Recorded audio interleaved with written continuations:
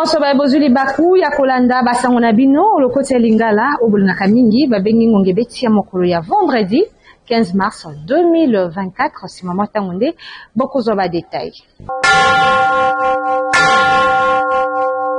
Tokofungula basango na bino pona kwesa bino ete contre chinois oyo kolo Congo démocratique signaki na 2008 ekuti kozala modifié pona kopesa avantage na ngambo ya République démocratique du Congo. Signature ya Avena tope mukanda etalisaki modification ya contrat yango esalimaki mokolo ya jeudi 14 mars 2024 na cité Union africaine na présence ya tata mokonzi Félix Antoine Tshisekedi Tshilombo entre partie chinoise et congolaise.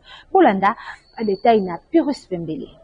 Ezalaki signé le 22 avril 2008 kasi na mbongo moko ya moke tolobi 3 milliards de dollars américains contrat chinois oyo epesaki ba avantage makasi na ekolo Chine presque eloko te na ekolo Congo démocratique euti bongo kozala revisité topé ba uti bongo ko modifier yango na bosenga ya tata mokonzi Félix Antoine Tshisekedi Tshilombo. Wapi RDC eko se retrouver makasi oyo etali bongo énergie pe ba infrastructure 7 milliards de dollars américains pendant 17 ans yango nde montant actuel ya contrat oyo bongo signature ya Avena yango et salemaki mokolo ya jeudi 14 mars 2024 na cité ya Union africaine na présence ya yemoko tata mokonzi ekolo Félix Antoine Tshisekedi Tshilombo entre partie chinoise représenté par le ministre na yango moko partie congolaise oyo ezalaki bongo représenté par le vice-ministre ya finance oyo représentaki ministre ya finance oyo azalaki empêché vice-ministre ya budget oyo a représentaki titulaire na ye empêché ministre ya mine pe ministre ya infrastructure. Wapi désormais barrage ya Lusanga etikali lisusu propriété privée ya chinois te et comme société moko mixte tolobi société eza ko appartenir na Chine pe na Congo démocratique. Nasiko Hydro désormais Congo démocratique comme 40% et que le Chine 60%. Nasiko Congo démocratique 32% pe Chine 68%. Contrairement à ndenge ezalaki liboso wapi Congo démocratique et mandeki kozwa presque le komorote. Et que le Chine et banda désormais ko construit 400 km yanzela pendant 15 ans. Na kobandaka na année 2024 na est ya Congo démocratique wapi wa construit 600 km pendant 15 ans. Pe Chine et kotonga lisusu ndenge ya kalati tolobi ndenge ya lingi na tango ya lingi. Agence moko ya pilotage ya suivi ya misala yango etiami en place pour na surveiller yango. Pe agence ya ba grand travaux yango ekobanda ko veiller na qualité ya misala. Gonga ebeti.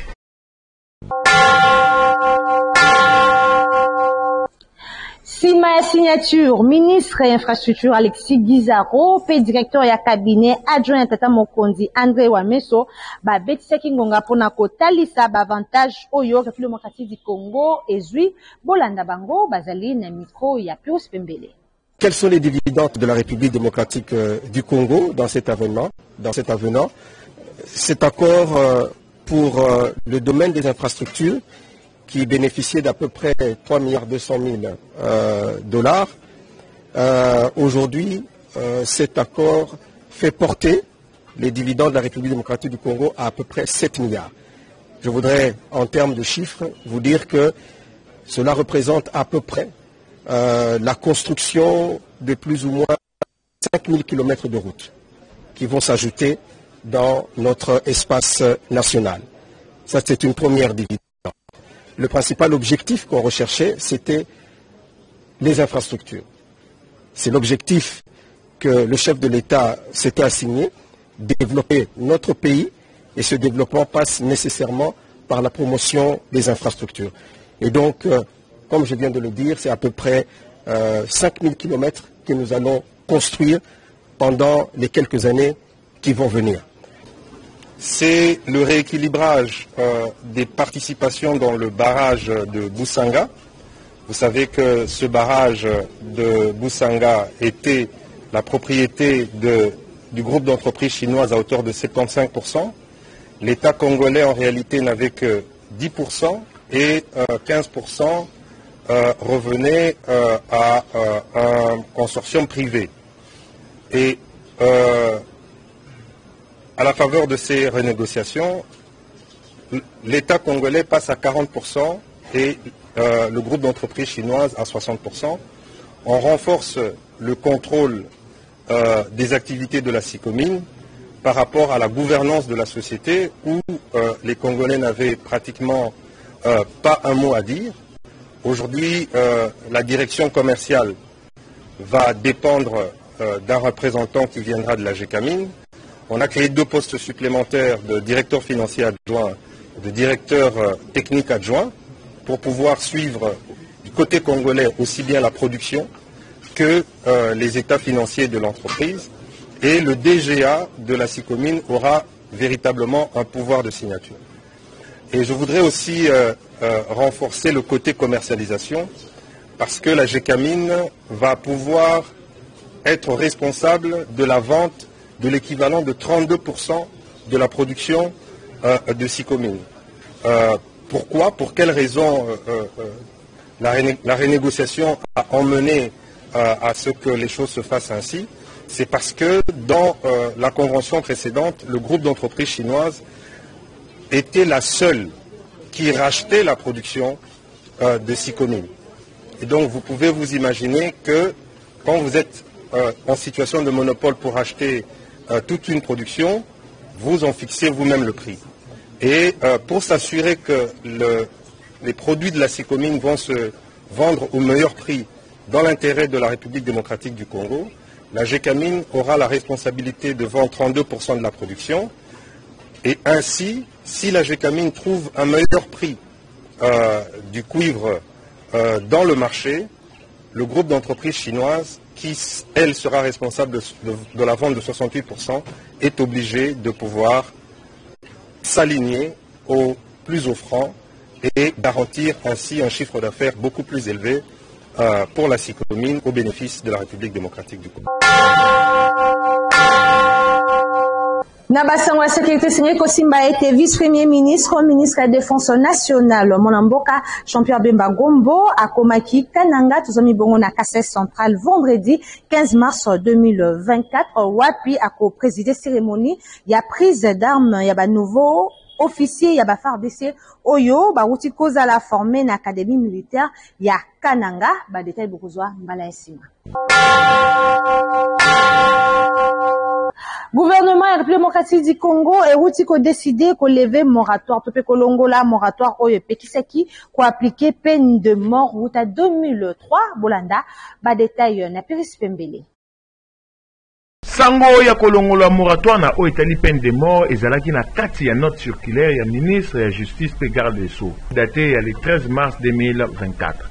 Note yango ezalaki bongo adressé na ba chef ya ba institution na kati na bango président ya conseil supérieur ya magistrature pe président ya cour constitutionnelle bakisa premier président ya cour ya cassation procureur général près ya cour ya cassation premier président ya haute cour militaire pe lisusu auditeur général ya ba FARDC na exécution ya décision oyo peine de mort ekozala pona ba infraction judiciaire oyo ezali bongo irrévocable topé oyo et katami libela na tango ya guerre na tango ya état de siège topé na tango ya état d'urgence pe lisusu na occasion ya opération ya la police pour na ko maintenir topé ko zongisa ordre public topé lisusu na ba circonstances mosusu exceptionnelles yango ekosalema kolandisama na ba disposition mosusu ya loi pour na ba infraction lokola association de malfaiteurs trahison espionnage participation à des bandes armées,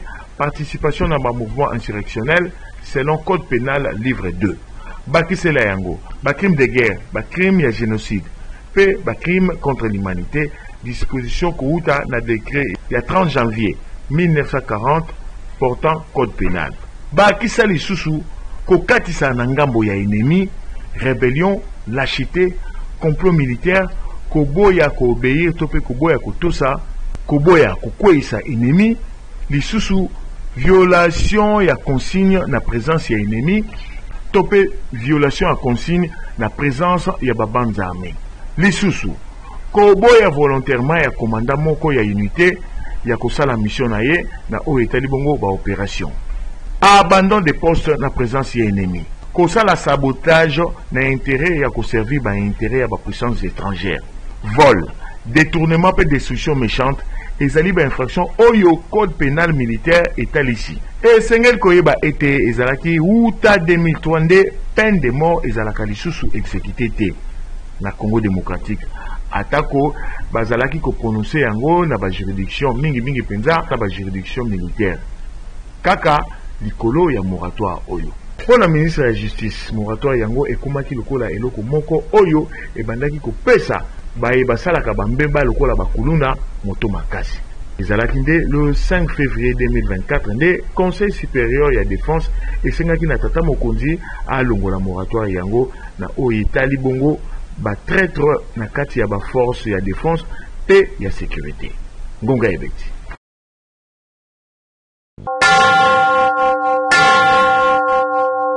État-major, il y a des renseignements, il y a des militaires et outils qu'on convoqué Jeannette Kabila, députée nationale honoraire Pendeko. Il y a ancien président Joseph Kabila Kabange, Mokolo, il y a mercredi 13 mars 2024. Pour nous information, Bolanda, ba détail, Nayanik Moulengo. Nanzela a communiqué Oyo ezalaki publié le 13 mars 2024 et pas il y a état-major, il y a renseignement militaire.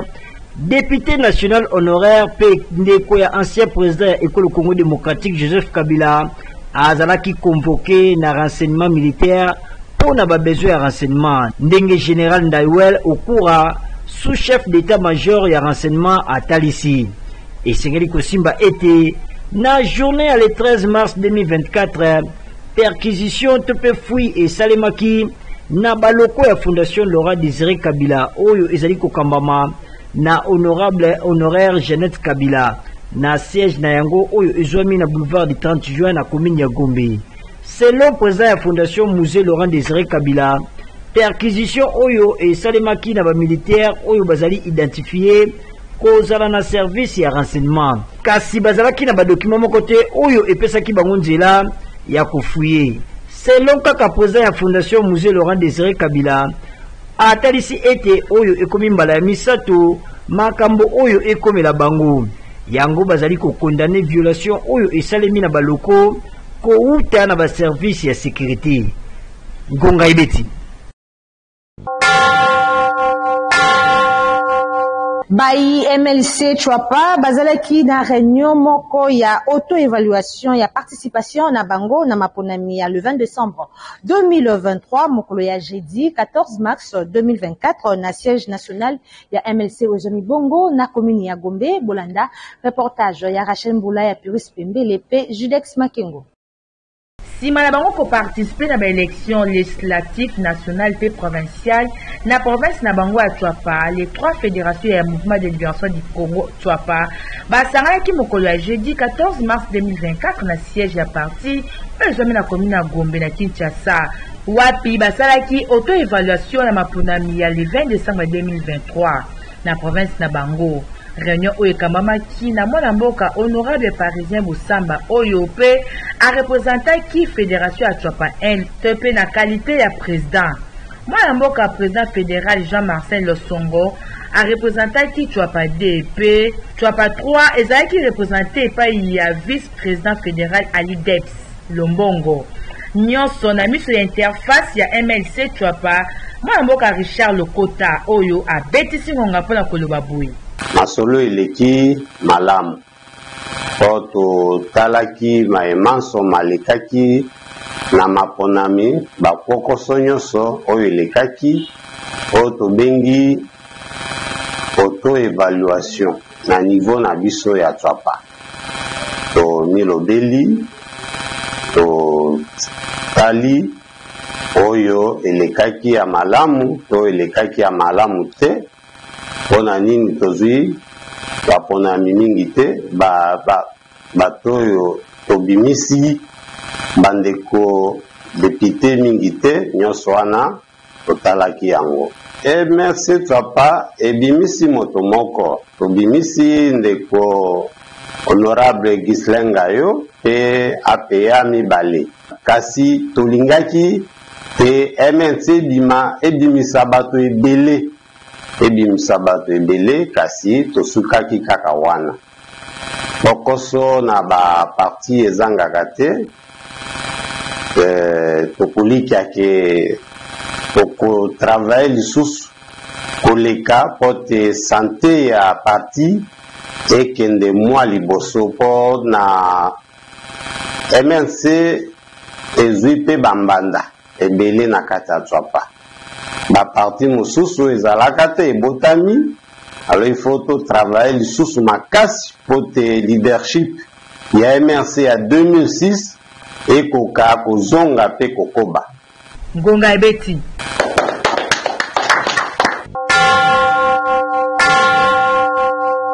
Ligne aérienne congolaise Lac Namukuse Bazomaki mokolo ya jeudi 14 mars 2024 liboso ya bâtiment administratif na bango ezami bongo na avenue du port na commune ya Gombe pona kosenga état congolais badro na bango ndenge alakaki bango bolanda. Reportage ya Lili Maleka pe Patrick Lusala. Outa société na bango ezala liquidation kino sikoyo bayi ligne aérienne congolaise Lac Namukuse bakoma libanda exposé na bapasi nyonso mokili nzala bokono liwa kola libanda nyonso pona kozanga ba droit na bango oyo esengelaki bulamatari akokisa elaka na ye apesaka lokola bazeli e yano ezali te outa 12 mai 2023 yango bakiti lisusu liboso ya bâtiment na bango oyo ezwama na avenue du port na commune ya Gombe pona Kambela, le gouvernement congolais, bien que Bazali ko signé ba faire courante batala dossier na bango avant que bango ne surtout ba kufa batika mokilo yo boyo kandenge ba leli na kobetsa ngonga o ngala zo bisa pona mokonda mboka na zongelika na malobo ya lobaki ya lobi concernant ba to ya zo kamba ba DG ba ministre banane tango muto osale pa na yo o ofuta kaye ba douane ye. Yango de l'ébicier, état que chef de l'État, garant de la nation, yo pe na tour na yo, biso ba Jean Lac, o de la di ba collègue de fait papa na yo, to sala mbusala, futa biso pe mbongo na biso. État de l'État yo sengaka, depuis 2021, si le lot est là, yo moko ndenge lobi maloba wana, futa biso pe mbongo na biso, to bika na mabota na biso. Bati bazo kofa, bati bazo souffrir.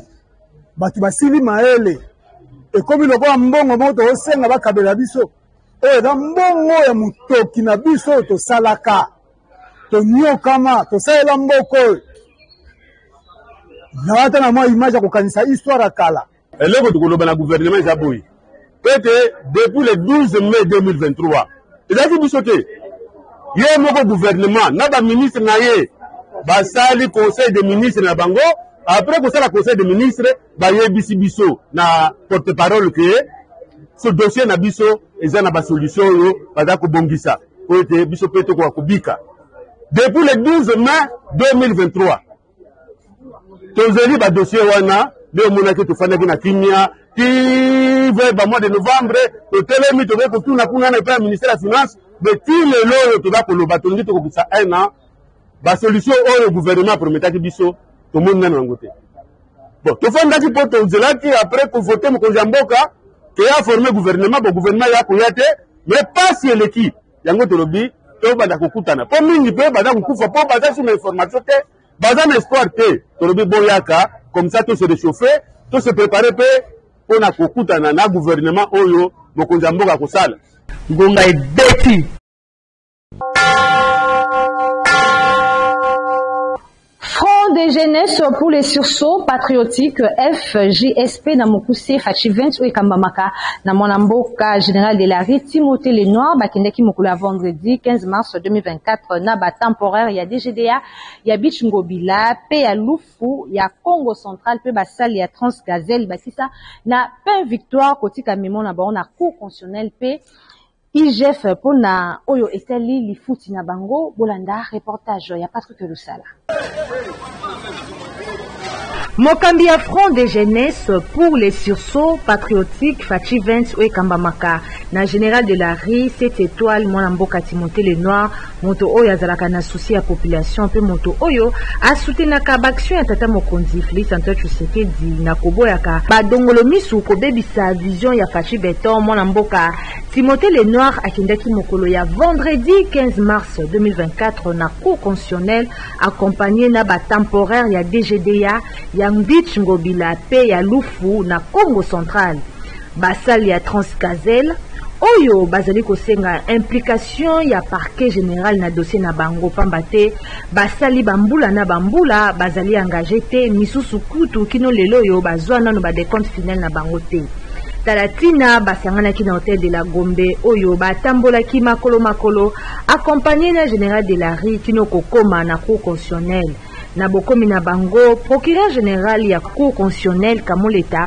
asengaki mwa ndambo ya délégation bakota pe ayokaki bango na bobimi na bango général de la Ri mwana mboka Timothée Lenoir abetiaki ngonga boyo biso tozali centre ya résonance tozosunga bandeko nyonso baza abandonné baza rejeté parce que moko ya mission na biso na sursaut patriotique toza contre népotisme yango dossier ya DGD ya Bichingobia dossier ya DGD ya Lufu bandeko ya Lufu bautaki Congo central bazolala libanda ya DGD ya 4 mois yango moko autokufa totika on a disposition ya cour constitutionnelle bandeko ya Paix Victoire 363 familles 5 baautokufa 10 baza na AVC totiki dossier de la manière que la cour constitutionnelle oyo azali instance ya suka ya justice alandela ngo kolongwa kuna bakendaki na IGF kuna pe bakendaki kotika mimo na bango kasi ya pasi pe mawa bakotisaki bango te boyoka ndenge 7 étoiles mwana mboka Timothée Lenoir abetisaki ngonga tosengi na protocole to remplir audience po tomona monsieur Lingeti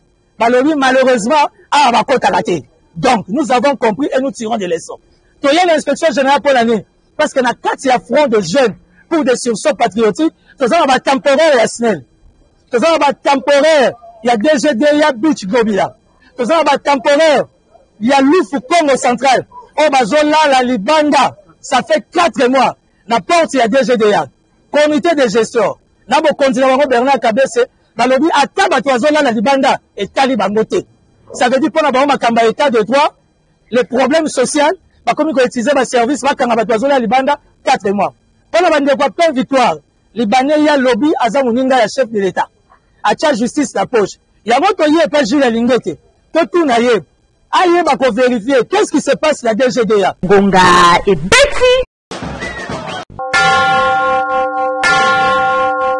na basango ya religieux sangi kosimba ete collège ya bapasteur ya église de réveil ya Kimbonteke basalaki okute action de grâce pour na élection ya honorable Gaborien Mboma na députation nationale milulu yango eselemaki na église chapelle des aigles oyo ezwami bongo na route Mokali bolanda reportage ya Yannick Mulengo pe Alabamba. Sima na ye ko-organize mobange na culte d'action de grâce pour na élection na ye na députation nationale na circonscription électorale ya Tchangu oyo esangisaki ba fidèle ya 23e communauté évangélique du Congo na consistoire ya Njili le père de vulnérables honorable Gaborien Mboma Elia Tchangu sima na ye kozala confirmé pour la deuxième fois na cour constitutionnelle député national Elia Tchangu le 12 mars 2024 akobaki na kotonda nzambe na nzela ya kit d'action de grâce oyo ezalaki organisé na collège ya bapasteur ya Kimbonteke ya église de réveil. Milulu yango esalemaki na église chapelle des aigles na balabala misani na komini ya Kimbonteke awa ba fidèle bazalaki ebele makasi sima na animation nde orateur prophète Asaf Balenga azwaki esika pona koteya na suka ya message na ye asengaki na honorable Gaborien Mboma abosa na ba vulnérable te sima ya mot de circonstance oyo etangamaki na moko ya ba pasteur collège ya bapasteur bapesaki na honorable Gaborien Mboma cadeau ya portrait de cérémonie ya prière pona kokaba honorable Gaborien Mboma na maboko ya nzambe eyaki kosalema azalaki na molongani na ye na discours na ye le père de vulnérable honorable Gaborien Mboma apesaki merci na bapasteur puis bafidèle na lolenge bapesaki ye soutien Boyo Kangonga. Je vous dis mille merci. Contre vents et marées, votre sens de dévouement et de résilience nous a amenés à bon port. Dieu a fait grâce, aujourd'hui je suis député national. À la nation congolaise, je promets de me mettre à son service avec abnégation et dévouement. C'était dans l'occasion il y a de l'action de grâce au Nzambe pour l'avoir élu Moko Yapana Nzambe Perza Moko Namso Nacham. C'est-à-dire le frère Gaborien Mboma, Azamo Christ, Azamo Nzambe, Azamo Moko Yapana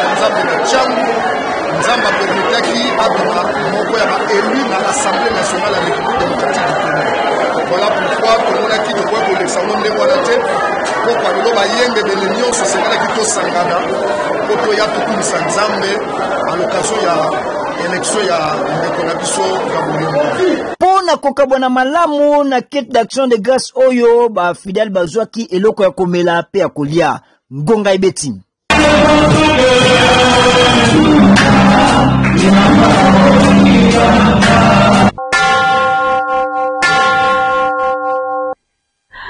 Bathlète ya ba discipline ebele oyo bakendaki ko participer na 3e Jeux africain na compte ya République démocratique du Congo bazali kolela mauvais traitement oyo ezali réservé na ngambo na bango epai ya ministre sport pe loisir mwana mboka François Claude Kabulu mwana Kabulu wapi balobi bakolongwa gana te soki bazui frais de mission na bango te bolanda reportage ya Yannick Nzwiki Mandembo.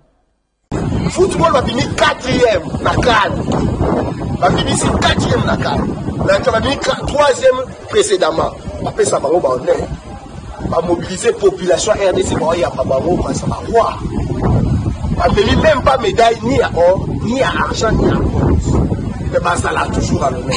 Malobésé belé, c'est frustrant, nous sommes frustrés. Peut-être parce qu'au cannabis dans moment où les années ma Bible que mbongo qui na banque mbongo ngo banque dit le message tout de suite tozonga à la RDC je rappelle ça biso ni sans frater parce que tout tika la besoin bon je laisse la parole. Merci beaucoup. La lobésé belé Malheureusement, comme le coach a dit, il y en a tellement que nous sommes dans le regret total parce que nous sommes arrivés ici de prévenir et avec quelle difficulté. Depuis qu'on est là, on a compétu parce que la fédération a signé le papier. Parce que le ministère a autorisé que la fédération puisse prendre des engagements pour qu'on puisse compétir. Parce qu'on avait des dettes que l'État congolais devait payer qui n'a pas payé. Et après, c'est là pour les équipements. On a encore fait la même chose.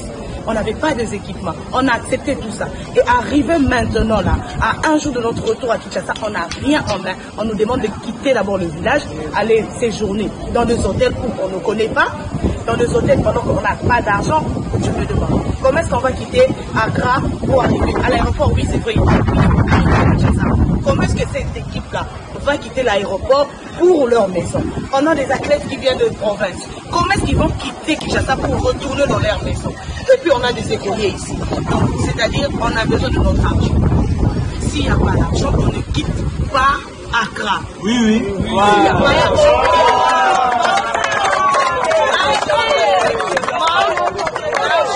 L'argent des équipements, on en a besoin. Pas besoin de compte bancaire. On a toujours été payé dans Mambo. Donc on a besoin de notre argent.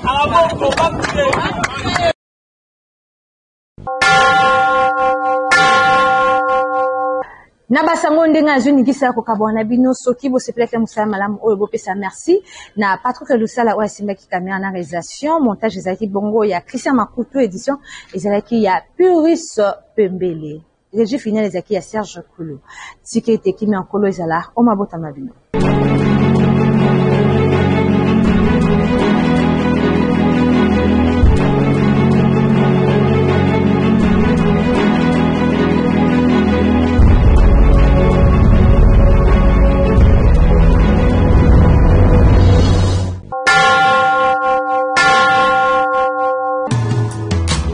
Luzitu Kade Daniela mwana ya papa Santos Sangu pe mama Mireille Lunangu abotama le 14 mars ya mbula moko kokoma le 14 mars 2024 Luzitu Kade Daniela azali kosekela bongo pamba te kolonzambe ya bakeli susu mbula moko na bomoi na ye talatina rédaction Mondebesi asangisi basui na bango pe balobi joyeux anniversaire na yo lisusu Luzitu Kade Daniela. C'est ton meilleur jour pour briller, il faut chanter, il faut crier.